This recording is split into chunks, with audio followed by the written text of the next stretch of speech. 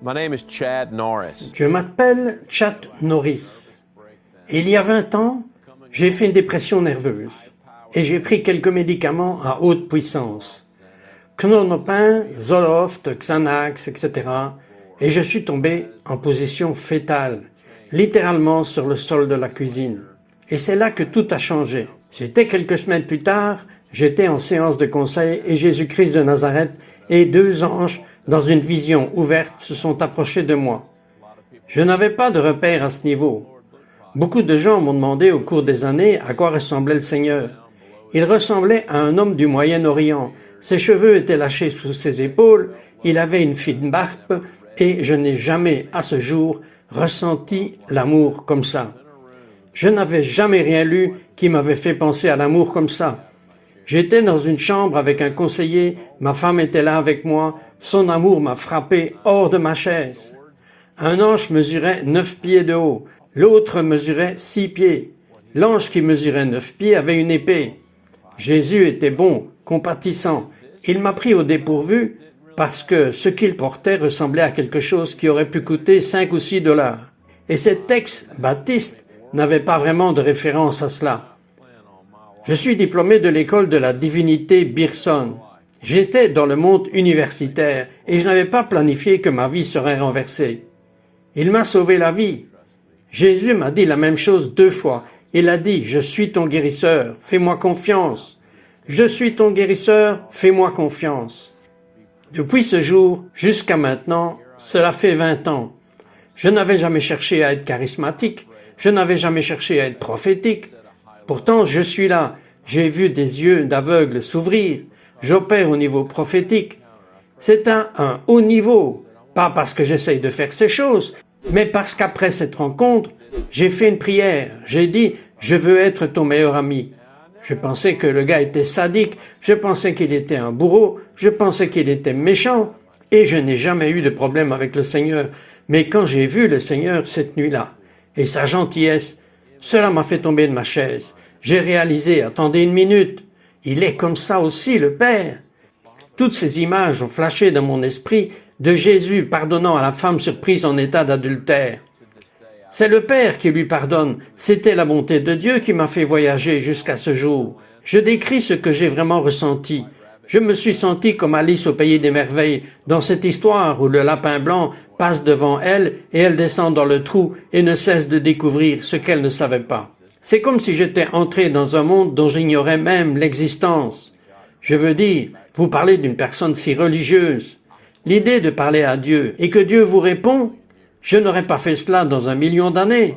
Et maintenant, aujourd'hui, j'ai probablement prophétisé sur 10 personnes, et c'est sans effort, et ce n'est pas si grave, c'est la passion de ma vie. Vous n'avez pas besoin d'être un grand homme de Dieu, ou une grande femme de Dieu, vous avez juste besoin de tomber amoureux du Créateur du monde.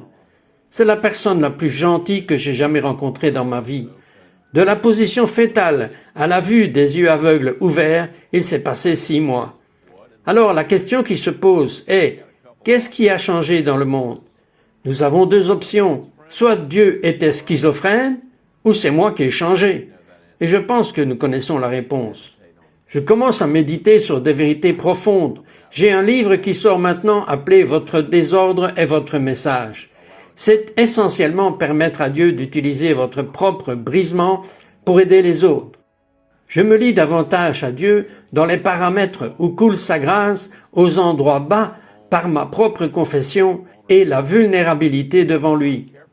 Si nous ne faisons pas attention, nous créerons une marque de christianisme où l'on pense que seuls les superstars peuvent servir dans les dons ou le connaissent vraiment à un haut niveau. Ce n'est pas vrai. Dieu n'a pas peur de votre brisement. Vous n'avez peut-être pas d'histoire aussi dramatique qu'une dépression nerveuse, mais vous pouvez être dans un endroit serré. Et je suis ici pour vous le dire. Vous pouvez demander à ma femme ou les gens avec qui je vis. Si Dieu peut se lier avec moi, il peut créer des liens avec n'importe qui. Et il n'y a rien d'extraordinaire chez moi. Ce que j'ai appris au fil des années est que Dieu est surnaturel et il est grand, mais il est aussi normal. Vous savez, c'est paradoxal. Il met ses pieds sur la lune, mais en même temps aussi, il n'a pas peur de créer des liens avec moi.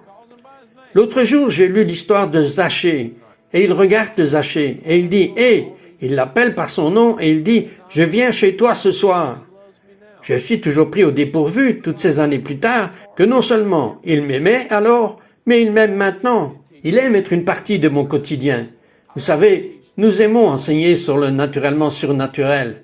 J'aime enseigner sur le prophétique de manière courante. Il n'y a pas de superstar dans le royaume de Dieu. En fait, voici ce à quoi Paul passait la plupart de son temps. Se vanter de sa propre faiblesse. Paul a dit « Je suis le chef des pécheurs ».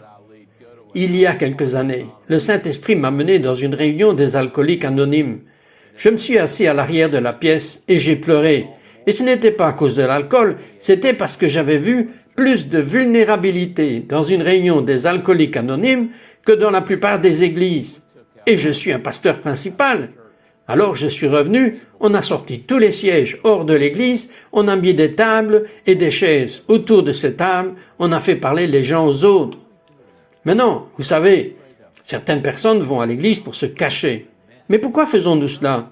De quoi avons-nous peur? Et si Dieu n'avait pas peur de nos erreurs? Dieu n'a pas peur de nos dégâts? Pour certains d'entre vous qui m'écoutez, c'est comme « je ne sais pas vraiment m'approcher de Dieu, il est saint, il sait tout de moi ».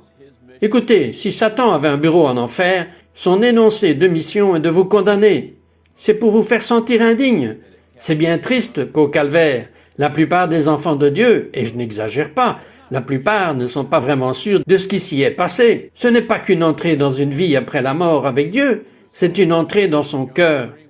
Maintenant, dans Jean 3, quand il parle à Nicodème au sujet de la vie éternelle, il ne parle pas d'aller au ciel, il parle de sa profonde intimité avec le Père. Dieu n'a pas peur de votre désordre, il vous invite en fait pour lui apporter votre gâchis.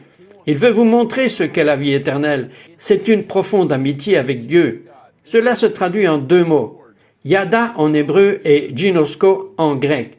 Les deux mots concernent la connexion profonde. Dans Jérémie 9, il est dit « Si vous allez vous vanter, vantez-vous que vous me connaissez ». Dans Philippiens 3, Paul dit « Je veux te connaître ». Les deux mots « connaître » en hébreu et en grec sont une image de son alliance. Je porte cette bague. Je me suis marié le 24 mai 1997. Je suis marié depuis 25 ans. Cette bague est une image de ma relation avec Wendy, où, à deux, nous sommes un. Oui, nous avons nos hauts et nos bas. Le mariage peut être difficile, mais c'est un engagement, c'est la proximité et c'est l'union. C'est apprendre à devenir un. C'est une image de ce que le Père veut pour nous. Mais si nous ne faisons pas attention, bien que nous garderons nos désordres, nous aurons la honte comme elle a couvert Adam et Ève. Nous mettrons des trucs en forme de feuilles de figuier autour de nous et nous dirons « Dieu, tu es juste trop saint, je ne peux pas me lier avec toi. » Ce n'est pas vrai. C'est pourquoi je suis si passionné à propos de ce livre. J'ai un coming out. Votre désordre est votre message. Vous savez, peut-être n'avez-vous pas besoin de chercher après le prochain ministre superstar pour vous donner une parole. Peut-être avez-vous juste besoin de prendre votre propre brisement et juste dire « Père, je veux me lier à toi ». C'est une prière à laquelle il répond toujours. Il y a un mot que je voudrais utiliser pour décrire le Père et ce à quoi il aspire. C'est la connexion. Votre brisement n'est pas aussi terrifiant pour lui que vous ne le pensez. Peut-être que vous n'avez qu'une pensée à chasser. Vous savez quoi? Je vais prendre une chance pour vous. Père, peut-être que tu n'as pas peur de ma dépendance. En fait, j'ai l'impression d'être celle que le Père lui-même me montre en ce moment. Certains d'entre vous en ce moment sont même accros aux analgésiques, et personne d'autre ne le sait. Dieu n'a pas peur de cela. Donnez-le lui. Donnez-lui votre brisement. Jetez la feuille de figuier et dites « Père, je viens de t'inviter dans mon brisement. Père, je te remercie pour celui qui m'écoute. Je te demande d'être si proche avec les gens dans leur désordre, de créer des liens avec eux. Donne-leur le courage de partager leur désordre avec les autres, pour les aider. Au nom de Jésus, Amen.